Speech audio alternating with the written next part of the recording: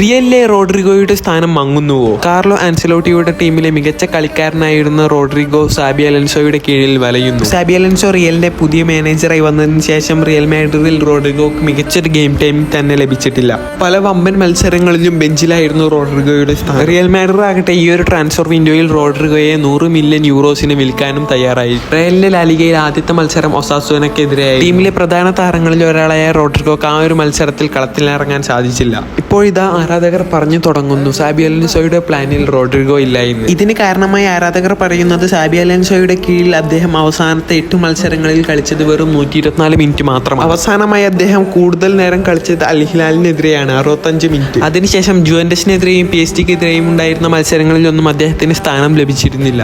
അപ്പോഴും റോഡ്രിഗോയെ സ്വന്തമാക്കാൻ Manchester city റയലിന് പിന്നാലെയുണ്ട് എന്നുള്ള റിപ്പോർട്ടുകളും പുറത്തു വരുന്നുണ്ട്. റോഡ്രിഗോ ഈ ഒരു പുതിയ സീസണിൽ ഏത് ടീമിലേക്ക് ചേക്കേറാനാണ് കൂടുതൽ സാധ്യത?